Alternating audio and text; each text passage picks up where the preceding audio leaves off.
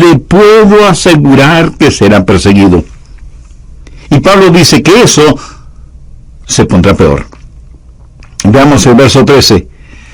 Mas los malos hombres y los engañadores irán de mal en peor, engañando y siendo engañados. Se nos ha saturado con engaño en estos últimos tiempos. Pero doy gracias a Dios por lo que el apóstol dice en los versos del 14 al 16. Pero persiste tú en lo que has aprendido y te persuadiste sabiendo de quién has aprendido, y que desde la niñez has sabido las sagradas escrituras, las cuales te pueden hacer sabio para la salvación por la fe que es en Cristo Jesús. Toda la escritura es inspirada por Dios y útil para enseñar, para redarguir, para corregir, para instruir en justicia, a fin de que el hombre de Dios sea perfecto, enteramente preparado para toda buena obra. El doctor Lee, quien fuera un gran pastor, rindió un hermoso tributo a la Biblia cuando escribió lo siguiente: la Biblia es un libro que está mucho más allá de todos los libros, así como un río es mucho más que un arroyuelo. Es un libro que está sobre todos, así como el sol, con su brillantez, es mucho, mucho más que un simple candil. Es como las alas de un águila, mucho más poderosas que las alas de un gorrión. La Biblia es sobrenatural en origen, eterna en duración, infinita en su alcance, divina en autoridad, humana en escritura, inexpresable en valor, inconmensurable en influencia, infinita en alcance, divina en autoridad, regenerativa en poder, infalible en autoridad, universal en interés, personal en su aplicación e inspirada en su totalidad. Es un libro que ha recorrido más senderos, ha viajado por más carreteras, ha golpeado a más puertas y ha hablado a más gente en su propio idioma que ningún otro libro que jamás el mundo haya conocido. Este párrafo, en verdad, es un extraordinario homenaje a la Biblia.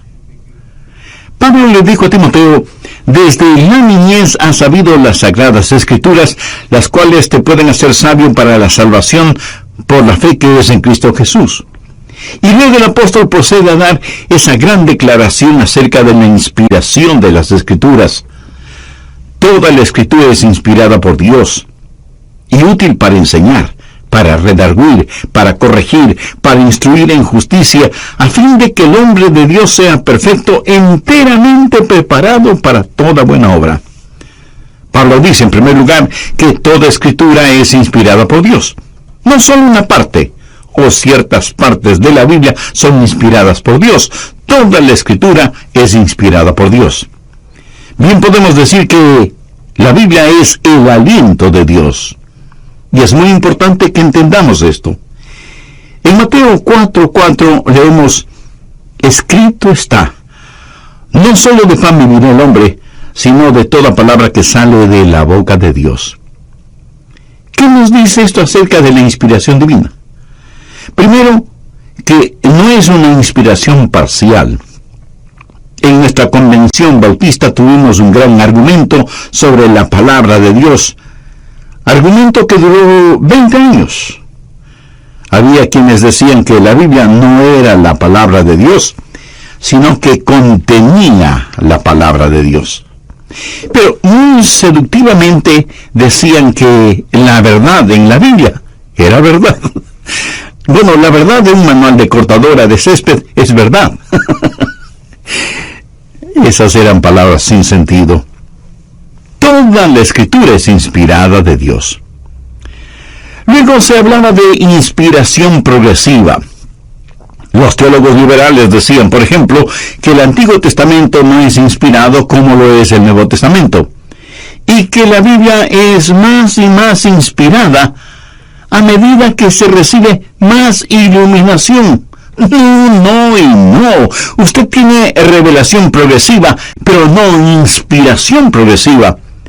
Y cualquier capítulo de cualquier libro del Antiguo Testamento es tan inspirado como cualquier capítulo de cualquier libro del Nuevo Testamento. Toda la Escritura es inspirada, aunque hay porciones que no son tan inspiradoras. Por ejemplo, ¿Quién puede sentirse inspirado leyendo las genealogías? ¿Cuánta inspiración puede usted obtener al leer una guía telefónica? No hay tal cosa como inspiración parcial o como inspiración progresiva. Lo que sí hay es inspiración plena, que sencillamente significa que toda la Escritura es inspirada por Dios. Y esto incluye la inspiración verbal. Algunos dirán, los pensamientos son los inspirados, pero no las palabras. Amigo, nadie puede saber que usted tiene pensamientos a menos que los exprese con palabras. Es como decir que se puede estudiar matemáticas sin necesidad de usar números. ¡Qué tontería!, ¿verdad? La Biblia es inspirada. Las Escrituras son inspiradas. Y porque son inspiradas, son instructivas. Le diré por qué y para qué la Biblia es tan útil. Es útil para la doctrina. ¿Qué es doctrina? Un pequeño niño definió doctrina de la siguiente manera. Doctrina es lo que la gente necesita cuando se enferma. El muchachito confundió doctrina con doctor. Doctrina significa enseñanza. Tenemos la Biblia para que nos enseñe lo que es correcto, pero también sirve para redarguir, o sea, para mostrarnos lo que no es correcto. También sirve para instruir en justicia. La Biblia nos da lo que es justo, nos muestra lo que es incorrecto, nos dice cómo ser justos y permanecer justos, y nadie puede hacer eso a menos que permanezca en la palabra de Dios. Las Escrituras son instructivas. ¿Qué es lo que hacen las Escrituras? Primero, son instrumentales en la salvación. En el verso 15, Pablo le dice a Timoteo, desde la niñez has sabido las sagradas Escrituras, las cuales te pueden hacer sabio para la salvación. Si usted quiere que la gente crea y se salve, tiene que darles algo en qué creer. Y eso es la palabra de Dios. Y si usted no siembra la palabra, no espere tener una cosecha. Escúcheme, la gente no se salva por su testimonio, ni por sus ideas, ni por sus filosofías. La Biblia dice en 1 de Pedro 1:23, siendo renacidos, no de simiente corruptible, sino de incorruptible, por la palabra de Dios que vive y permanece para siempre. Usted puede leerla, puede citarla, pero lo que quiera que haga es la palabra de Dios la que debe compartir con las demás personas para que sean salvas. Por lo tanto, la Biblia es instrumental en la salvación. Segundo, es instrumental en la santificación. Pablo dice que las Escrituras nos han sido dadas a fin de que el hombre de Dios sea perfecto. Esto no significa sin pecado, porque no hay nadie sin pecado. La palabra perfecto, telelos en griego, significa maduro. Dios quiere que crezcamos. Usted nunca será un cristiano maduro y fuerte hasta que se sumerja en la palabra de Dios. Tercero, es instrumental en el servicio. Mire lo que dice el verso 17, a fin de que el hombre de Dios sea perfecto, enteramente preparado para toda buena obra. La idea aquí es la de un soldado y su equipaje cuando va a la batalla. Dios no le envía a la batalla desarmado. Él le da lo que necesita para que le sirva. Y siendo que todas estas cosas son verdaderas, déjeme decirle cómo tener fe en la palabra de Dios. Al respecto, quiero compartir con usted 3 razones básicas. Primera, nuestra fe está enraizada en la evidencia. Cuando yo era un niño, se me dijo que la Biblia era la palabra de Dios. Y lo creí. No debido a ninguna evidencia, sino porque así me lo dijeron. Y eso está bien. Es bueno. Así fue con Timoteo, quien desde la niñez ha sabido las sagradas Escrituras. Siendo niño, le dijeron que crea en la Biblia. Y es así como la mayoría de nosotros llegamos a conocer y a creer en la Biblia. nuestros padres o madres o nuestro pastor o el profesor o profesora de la escuela dominical nos enseñaron que la Biblia es la palabra de Dios y lo creímos. Pero usted va a descubrir que en nuestro mundo actual va a necesitar otras razones para creer en la Biblia. Ahora, la fe tiene sus raíces en la evidencia. Nuestra fe no es una fe ciega. La verdadera fe está anclada en la evidencia. La fe ciega en realidad no es fe, es superstición.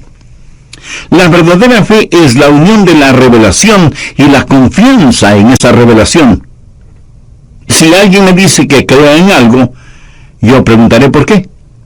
Y si me responden, solo crea, eso, mi amigo, no será una buena razón para mí. ¿Cuáles son las evidencias de que la Biblia es la inspirada palabra de Dios? Bien, piense por ejemplo en la evidencia histórica de la Biblia.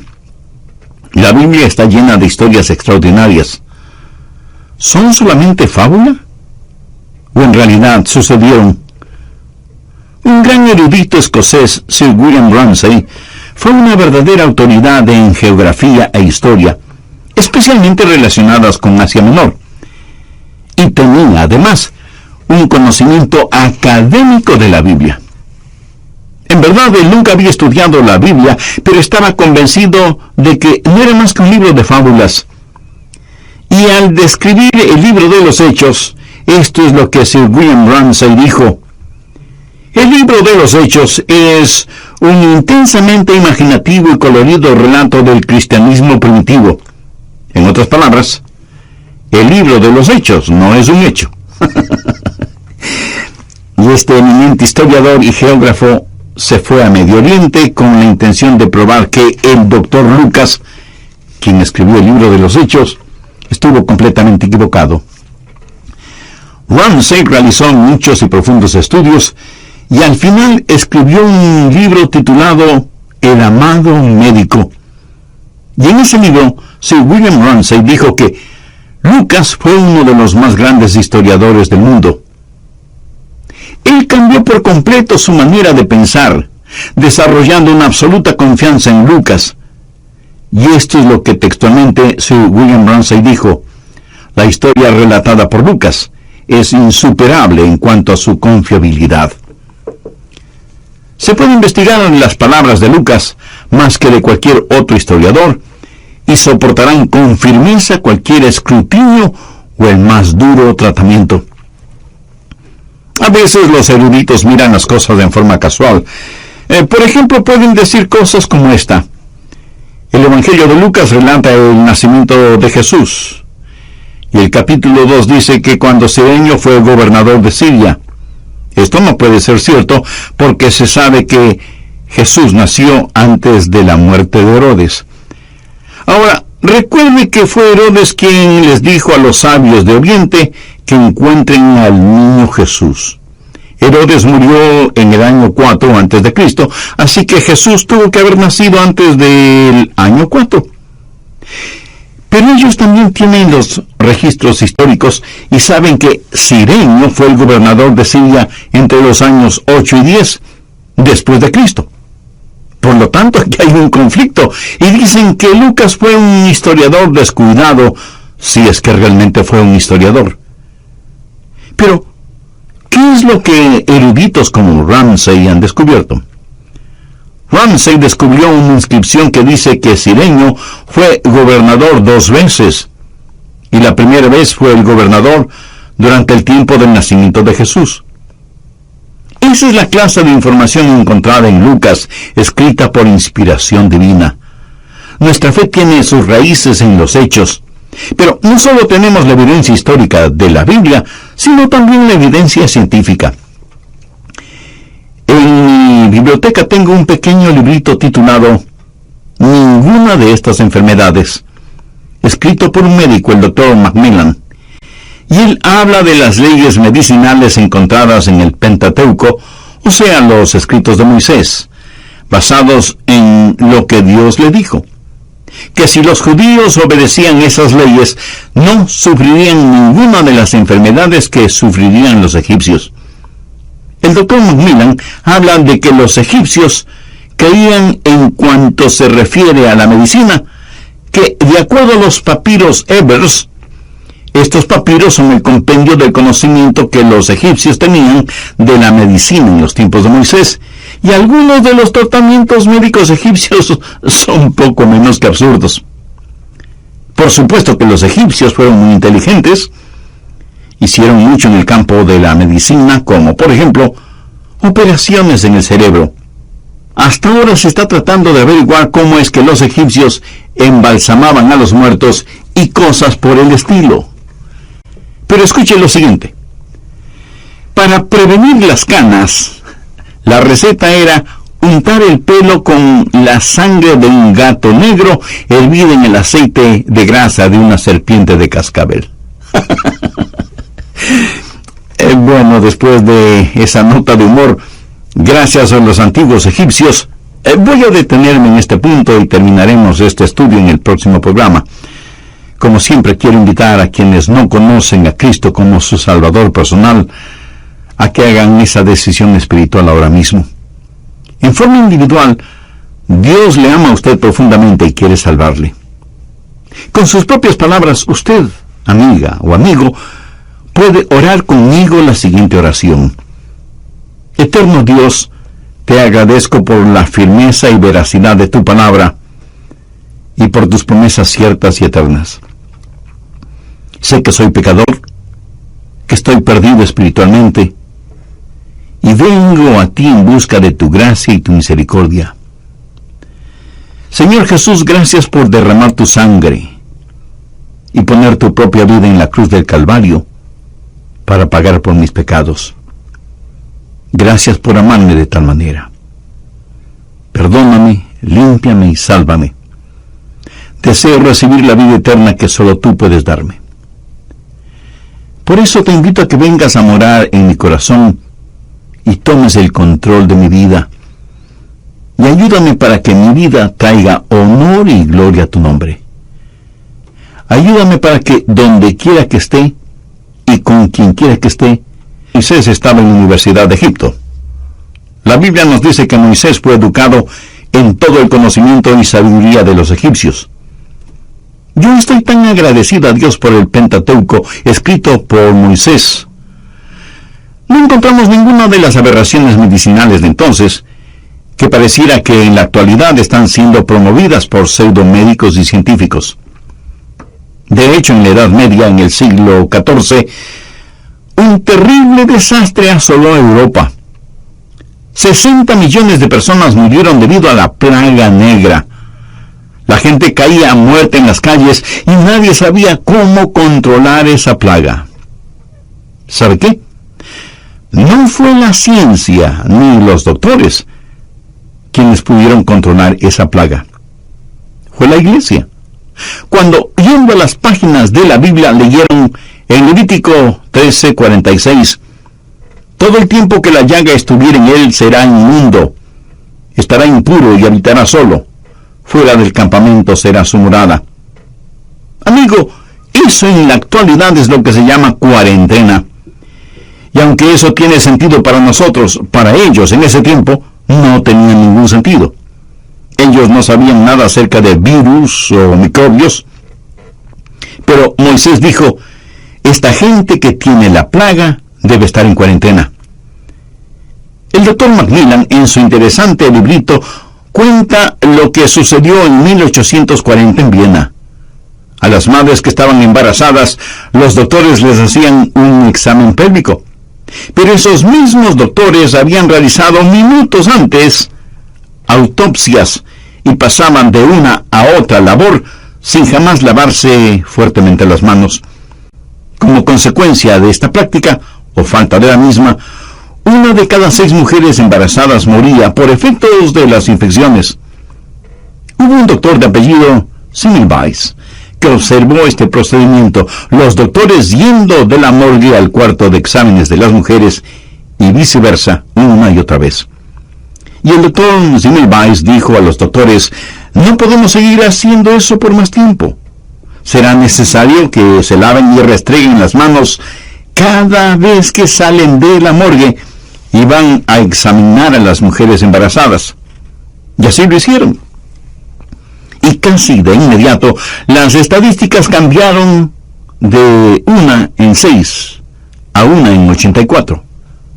Pero un día, 11 de 12 mujeres murieron, y el doctor Semmelweis descubrió que aunque los doctores se lavaban bien las manos al salir de la morgue, no se las lavaban entre examen y examen.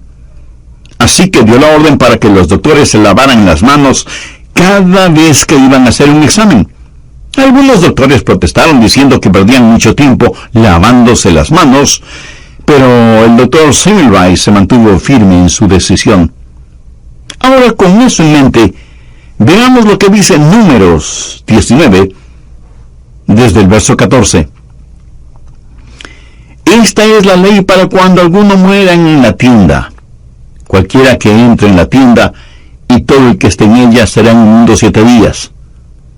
Y toda vasija abierta cuya tapa no esté bien ajustada será inmunda.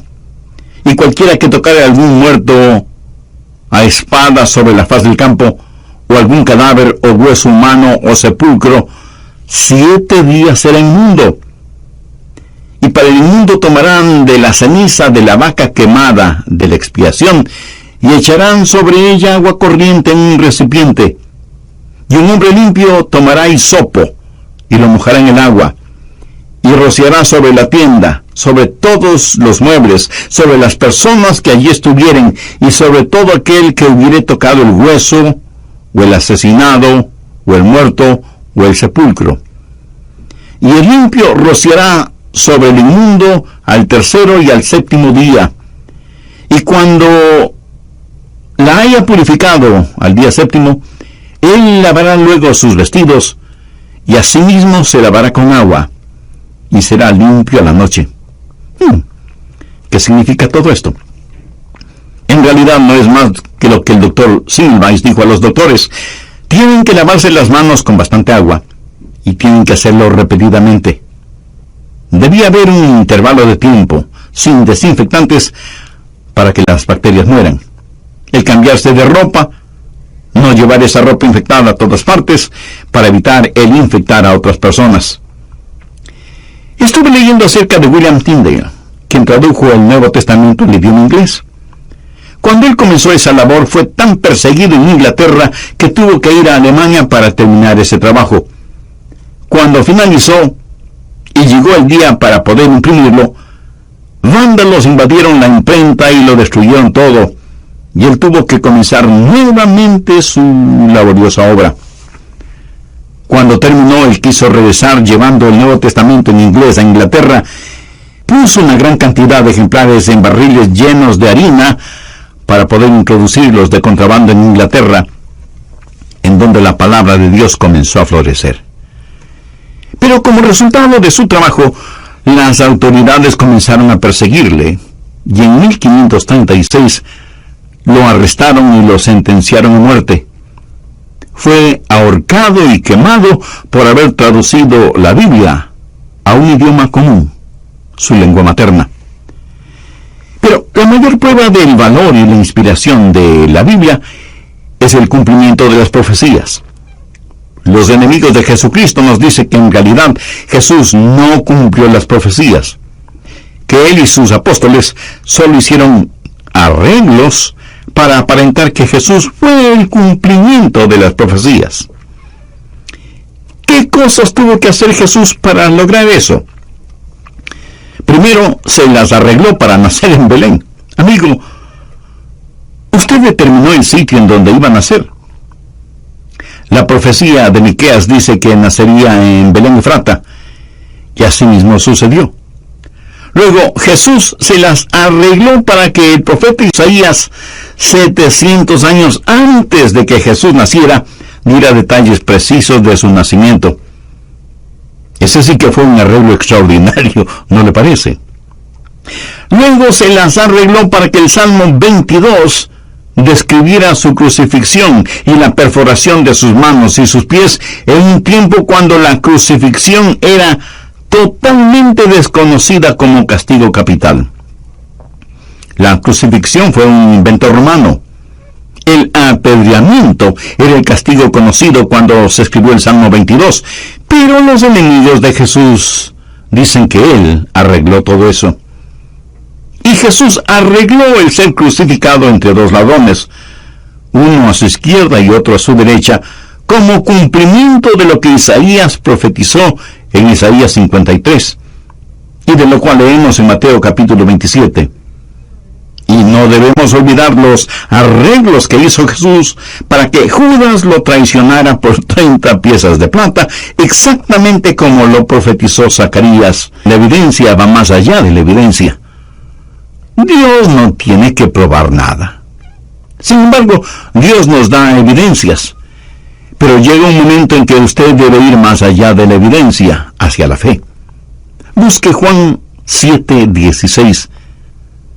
Jesús está hablando con los que dudaban y les dijo: mi doctrina no es mía, sino de aquel que me envió. El que quiera hacer la voluntad de Dios conocerá si la doctrina es de Dios, o si yo hablo por mi propia cuenta. ¿Qué quiere decir esto? Que si usted rinde su voluntad a Dios, Él se le revelará. Verá, fe no es una respuesta intelectual a Dios. La fe va mucho más allá. Fe es una respuesta moral a Dios. Jesús dijo: mis ovejas oyen mi voz. Si usted quiere conocer la verdad, Dios le hablará desde las páginas de las Escrituras y como resultado usted tendrá fe. Fe no es primordialmente algo intelectual, es algo moral. En Hebreos 3:12 leemos: mirad que no haya en ninguno de vosotros corazón malo de incredulidad. No está hablando de una cabeza vacía, sino de un corazón malo. Usted puede creer si quiere creer. Dios se revelará a aquel que desea entender. Cuando mis ojos están bien, respondo a la luz. Cuando mis oídos están bien, responden al sonido. Cuando mi corazón está bien, responde a Dios. Fe es la respuesta moral a Dios, y Él siempre le dará suficiente evidencia para creer, y le dará su Espíritu Santo para que pueda crecer. Tercero, la misma fe viene a ser su mejor evidencia. Busque el Salmo 34:8. Gustad y ved que es bueno Jehová, dichoso el hombre que confía en Él. Yo nací en la Florida y allí abundan los mangos. Y a mí me fascinan los mangos, qué ricos que son. Y si usted nunca los ha probado, no sabe lo que se pierde. Ahora, debo reconocer que muchas personas no saben lo que son los mangos. Suponga que alguien le regala un mango. Es una hermosa fruta. Usted puede decir que luce muy bien. Y si huele un mango, dirá que huele bien. Pero entonces pregunta: ¿cómo sé que realmente es bueno? Y alguien podrá responderle: porque los mangos siempre son ricos. Bueno, espere un minuto. Ese mango luce muy bien y huele muy bien, esa es la evidencia. Y cuando alguien dice que los mangos son deliciosos, eso es testimonio. Pero cuando usted come un mango, eso es experiencia. ¿Ha escuchado y recuerda la historia del hombre que nació ciego y que Jesús lo sanó? Los fariseos y los líderes religiosos le preguntaron al ex ciego: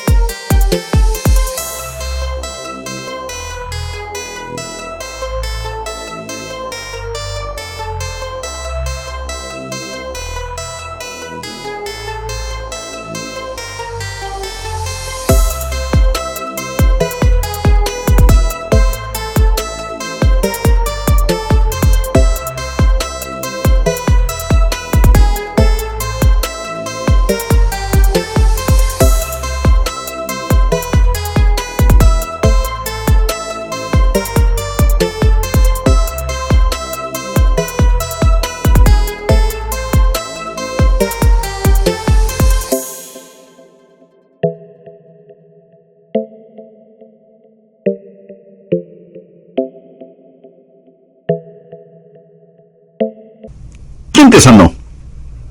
¿Cuáles eran sus credenciales? Explícanos lo que te sucedió. Y aunque el hombre no lo pudo explicar todo, sin embargo dijo, una cosa sé, que habiendo sido ciego, ahora veo. O sea, este hombre tenía la evidencia en sí mismo. Él era la evidencia. Primera de Juan 2:20 dice, pero vosotros tenéis la unción del Santo y conocéis todas las cosas. Y aquí se hace referencia al Espíritu Santo.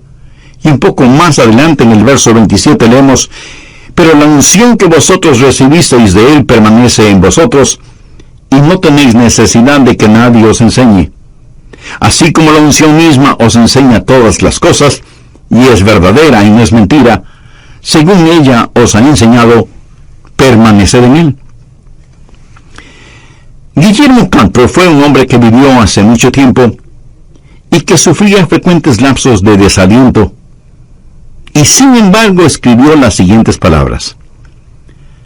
Dios se mueve en formas misteriosas para realizar sus maravillas. Pero antes de que él escribiera eso, estuvo en un profundo estado de desánimo y desesperación.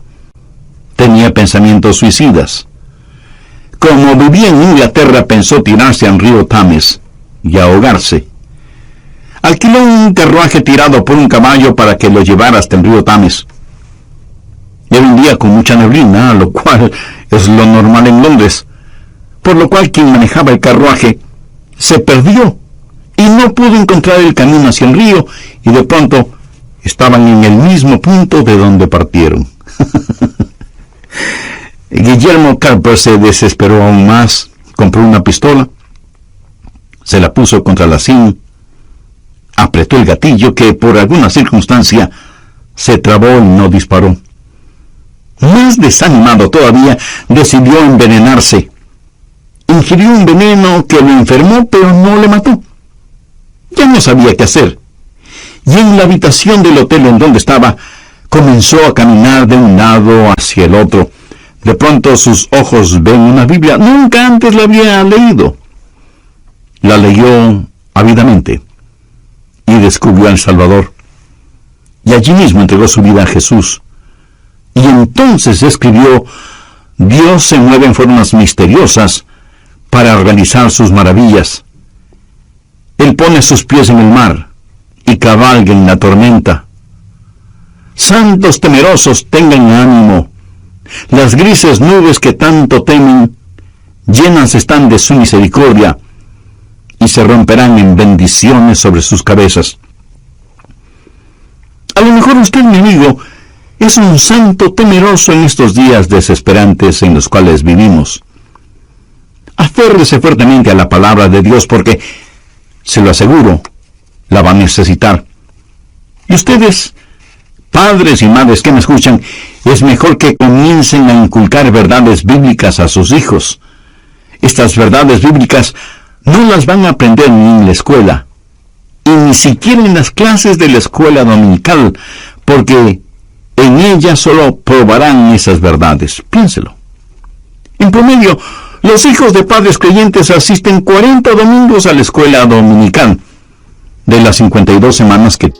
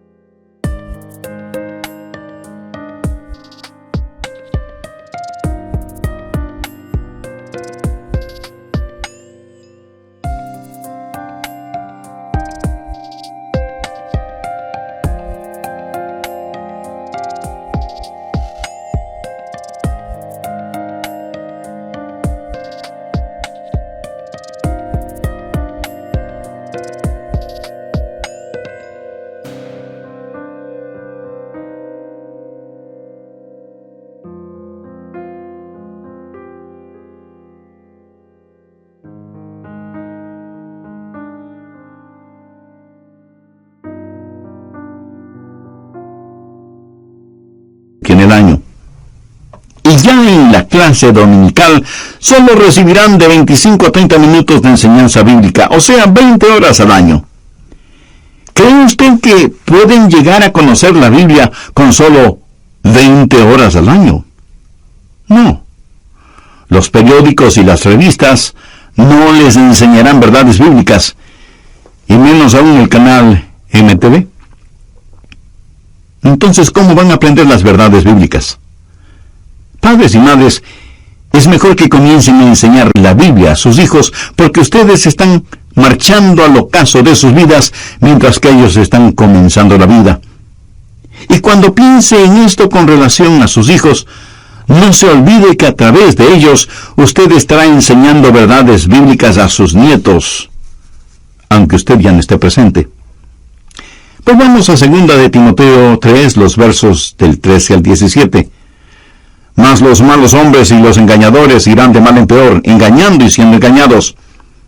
Pero tú persiste en lo que has aprendido, y te persuadiste, sabiendo de quién has aprendido, y que desde la niñez has sabido las sagradas escrituras, las cuales te pueden hacer sabio para la salvación por la fe que es en Cristo Jesús. Toda la escritura es inspirada por Dios y útil para redarguir, para enseñar, para corregir, para instruir en justicia, a fin de que el hombre de Dios sea perfecto, enteramente preparado para toda buena obra. Padres y madres creyentes, hermanos y hermanas en la fe, debemos implorar a Dios que nos ayude a atesorar su palabra en nuestros corazones, que aprendamos su palabra, la obedezcamos, la enseñemos, la prediquemos y la compartamos. La Biblia tiene un héroe, su nombre es Jesucristo, y del Génesis al Apocalipsis, la Biblia tiene un mensaje central: Jesús salva. Y si usted pone su fe en Él, Él le salvará. La Biblia lo dice en forma clara, precisa y sencilla: cree en el Señor Jesucristo y será salvo. Y si usted, que me está escuchando este momento, no tiene la seguridad de ser salvo porque no tiene una relación personal con el Señor Jesucristo, le invito a orar conmigo la siguiente oración. Querido Dios, soy un pecador y estoy perdido. Mi pecado merece tu castigo, pero yo lo que necesito es tu misericordia. Señor Jesús,